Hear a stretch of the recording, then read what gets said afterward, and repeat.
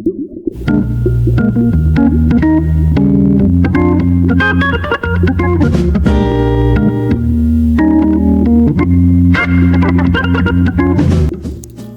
and welcome to the Mercy Fields podcast episode number 5. Bryan is sadly not here with us on this episode. Aww.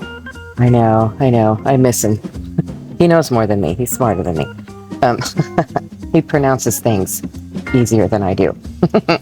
Anyway, so this is an extension from the episode 4. I'm just going to go real quickly over the list of topics that we are laying the groundwork and history and vernacular for in order to familiarize ourselves. That will be the next 2 or 3 podcasts that will just bring us all up to speed, get us acquainted with everything, and then we will hopefully go live with some discussions and stuff on it.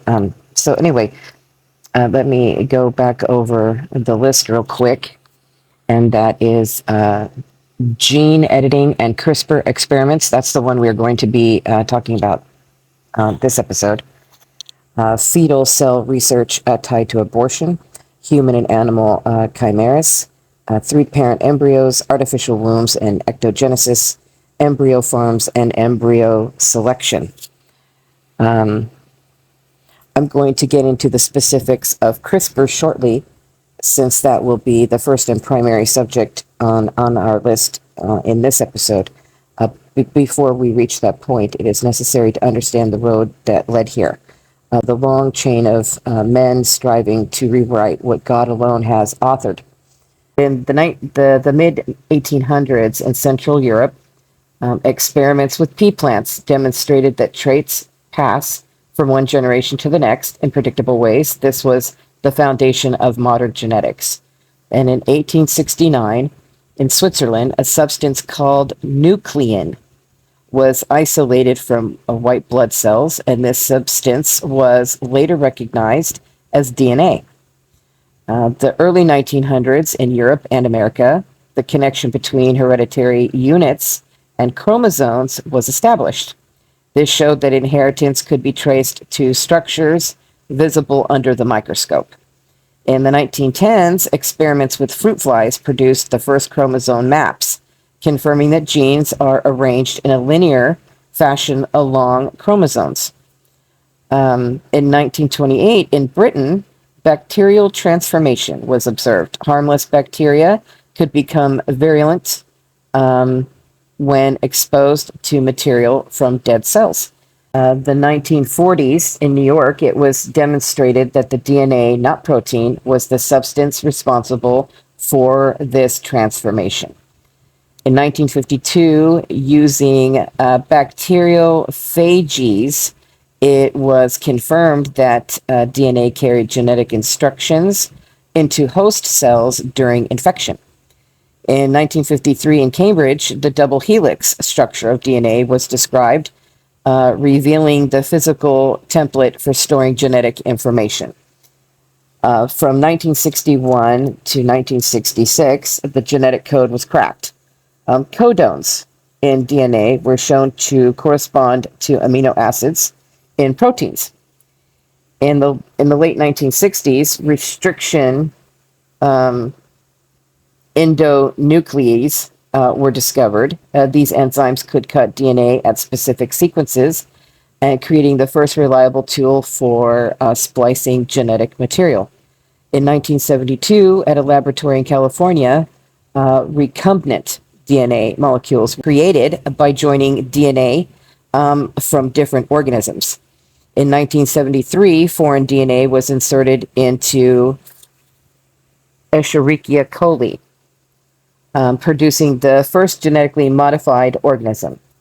In 1975, in Pacific Grove, a conference established provisional laboratory guidelines for recombinant DNA work. In 1977, DNA sequencing methods were published, allowing the reading of genetic code at scale. In 1980, the United States legalized the patenting of genetically modified organisms. In 1982, Food and Drug Administration approved recombinant human insulin made in bacteria, the first genetically engineered medicine. In 1983, polymerase chain reaction, or PCR, was invented. This allowed specific DNA sequences to be amplified millions of times from tiny samples. In the 1980s, techniques were refined to create transgenic animals, including mice with inserted or disrupted genes. In 1990, the first government-approved human gene therapy took place. The trial did, using retroviral vectors to deliver missing genes. In the mid-1990s, zinc finger nucleases were engineered to cut DNA more precisely, though the method was costly and complex. In the early 2000s, TALENs, or transcription activator-like effector nucleases, were built. These provided great accuracy for gene cutting, but still required intensive design. By this time, gene editing had moved from simple plant breeding and bacterial transformation to engineered molecular tools capable of cutting and rewriting code of life in human beings and animals. Now let us begin with the origin of CRISPR. The scientists first noticed strange repeat sequences in bacterial DNA in the late 1980s. Years later, they realized these repeats are part of a microbial memory of past viral attacks. In 2012, a landmark paper showed this bacterial defense could be turned into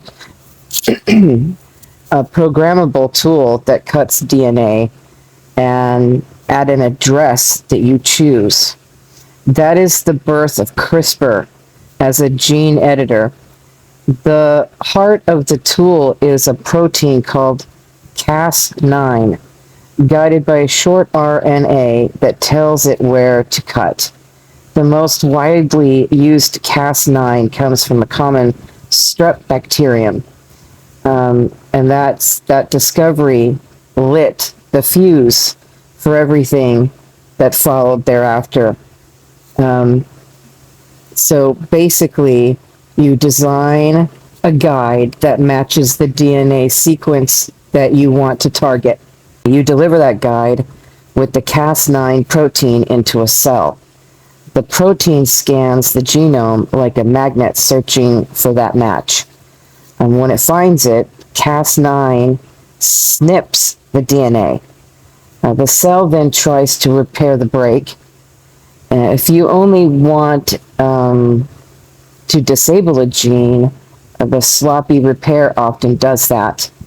If you want to rewrite a gene precisely, you must supply a template and hope that the cell uses it, which it does poorly in many human cells. That repair bottleneck creates risk that cannot be washed away, though. So variations of risks soon appeared with CRISPR. Cas12 and Cas13 are related enzymes used for editing and for diagnostics. Variations of CRISPR soon after appeared. Cas12 and Cas13 are related enzymes used for editing and for diagnostics. Two next-generation editors try to avoid full double-strand breaks. Base editors make one-letter changes by fusing a Cas9 to a chemical converter. Prime editing uses a different fusion protein and a longer guide to search. Cut one strand and write in new letters.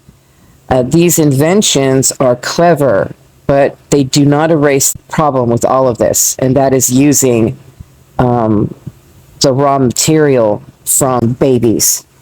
And they still carry the technical risk anyway that show up once you have the brochure and look at the real cells. And we need to face the safety record with open eyes on this. When you cut DNA, the cell's emergency repair can introduce unwanted changes. Scientists develop methods like guide sec and circle sec to hunt for off-target cuts because early editing frequently hit similar but wrong sites. Even on target, the cut can trigger large deletions, inversions, or other rearrangements that standard tests can miss. In some human cells, the cut wakes up the p53 damage response, a guardian system that halts the cell cycles or kills the cell. That can select for select for cells with broken p53, which is a pathway tied to cancers. None of this is speculative, mind you. It's in the literature, and it's an honest technical backdrop to any talk of its clinical use. So just want to put that out there. So now the turning point was in the late 2018. A researcher in China announced the birth of two twin girls whose embryos had been edited at a gene called CCR5, claiming that the edit would protect against HIV. A third child followed. The work broke ethical rules all across the board and basic scientific prudence, all of it. No matter what side of the fence you were on, the edits were not the exact natural variants that inspired the media. Mosaicism, where not all cells carry the same change, was likely. Consent was inadequate. Researchers later convicted of illegal medical practice and served prison sentences, each of them. So this was not healing the sick with any of that. It was experimenting on children who could not consent. It made those children bear lifelong risks from edits that cannot be taken back. International summits since then have reaffirmed that heritable embryo editing remains unacceptable at this time everywhere in the world. That is the global consensus, even by secular standards. Through biblical lenses, though, we know that the value of a person is from conception, and the judgment is even clearer. Do not treat children as test platforms. Do not take life or gamble with it to satisfy any ambition that you might have. These medical breakthroughs are not medical breakthroughs. They're not gifts from God. They are, in fact, an angel of light coming and waving a big big pot full of gold. You're like, here's the answer to all your problems, right? And then people take it. Where has CRISPR gone in medicine outside of embryos? Well, the most visible path has been ex vivo editing of a patient's own blood stem cells to treat like sickle cell diseases and transfusion-dependent beta thalassemia. Doctors harvest stem cells, edit them in a lab to turn on fetal hemoglobin, wipe out the patient's bone marrow with chemotherapy, then reinfuse the edited cells. In late 2023, the United States approved a CRISPR-edited therapy for sickle cell disease. In early 2024, the same product was approved for beta thalassemia. The label acknowledges serious risks from the necessary conditioning regimen, and the price is in like the multi-million range per patient. And then for those who hold to biblical justice and care for the vulnerable, the moral math does not begin and end with technical success. It doesn't matter who it's healing. It doesn't matter what it's doing to better anyone.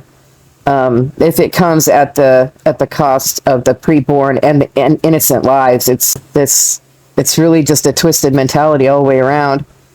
In vivo editing, which means editing inside the body, also began to appear. A small study targeted a misfolded liver protein in adults with a fatal amyloidosis. Patients received lipid nanoparticles carrying the editor to the liver, and the levels of the toxic protein dropped. That is a striking technical proof. Yet it's still the same. It's the same thing. Its delivery is tissue specific. Edits are permanent, and unattended changes are difficult to fully survey or in every patient. Base editors moved into human trials for cholesterol by knocking down the PCSK9 in the liver. That program faced a clinical hold and then continued with modifications. And CRISPR also it also slid into diagnostics. During the pandemic, the first FDA authorization for a CRISPR-based test arrived for detection of the virus that causes COVID-19. And later, another company received authorization for a related assay. These tests use a different property of the enzymes to light up a signal when a target sequence is present. The diagnostics are not the same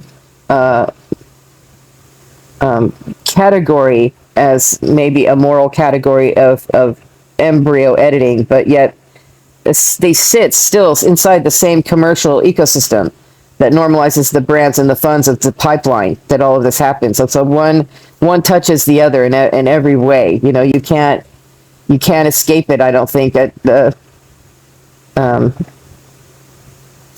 I think that they're kind of intertwined at this point. I don't know if they're interdependent on one another, but certainly they are crossing each other in the great scheme of things. So you may hear a counterclaim that the line is between therapy and enhancement, that the split does not hold in practice. The same pipeline that edits to treat a disease can be refit to select traits. And the same commercial incentives that push high-priced therapies will push markets for selection. We already see embryo screening, embryo ranking, polygenic scores, and calls to move the 14-day research limit. And CRISPR and embryos would slide into that complex without friction. Christian ethics is not naive about the human heart. The power seeks more power, and once you accept the logic that some lives may be altered in the lab, your culture slowly accepts it more and more, and they accept and even create more reasons to do it. You may hear that consent solves the moral problem. It doesn't.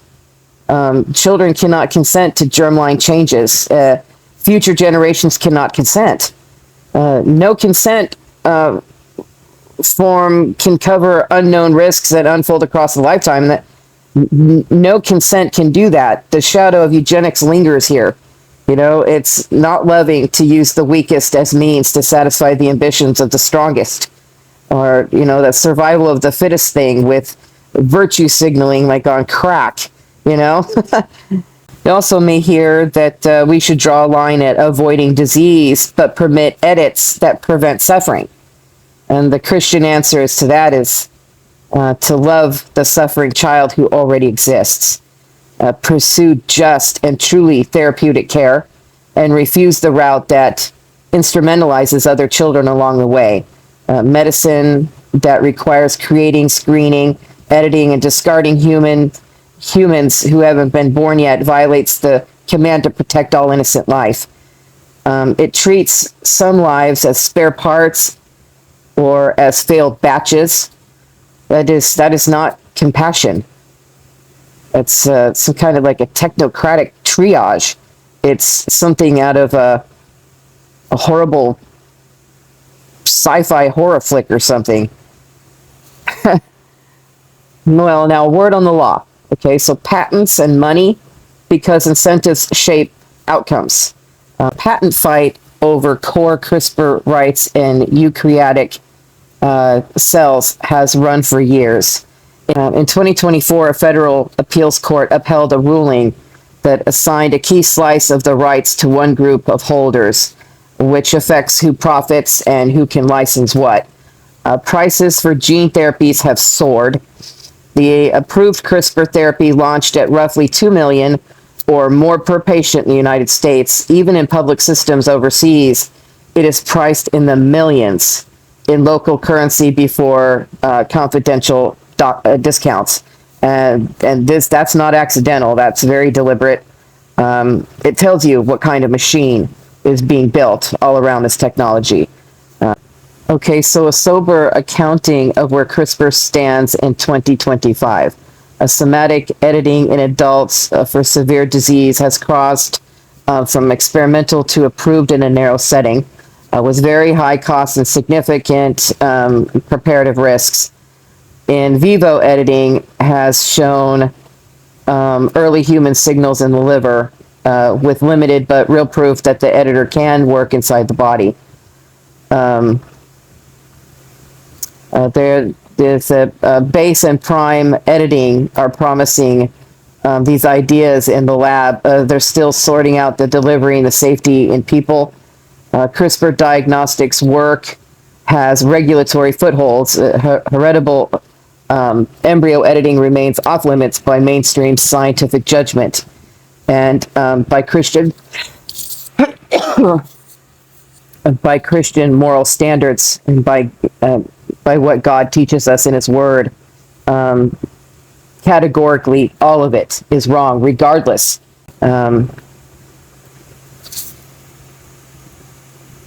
So, what should faithful stewardship call for?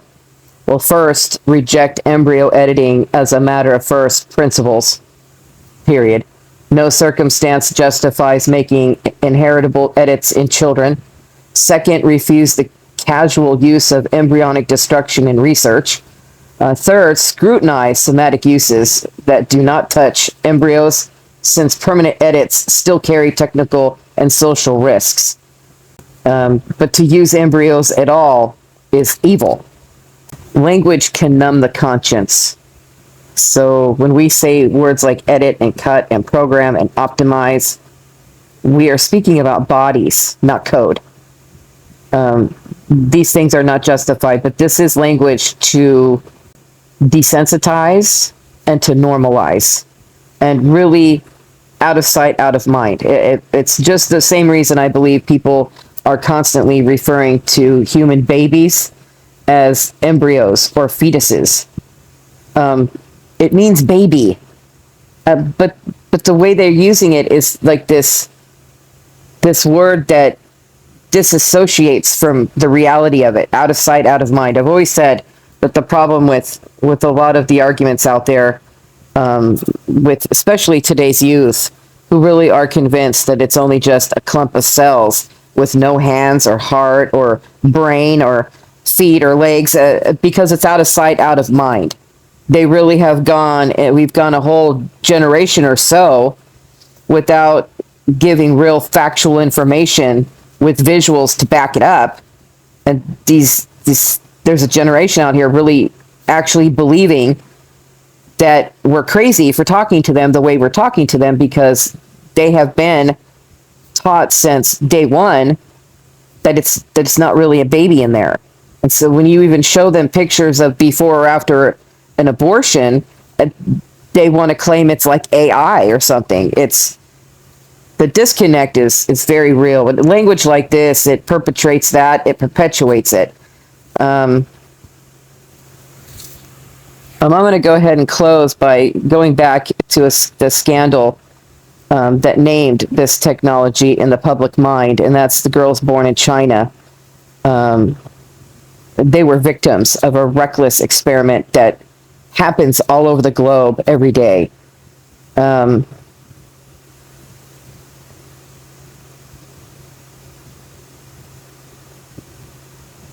CRISPR is powerful power must be governed rightly, righteously, and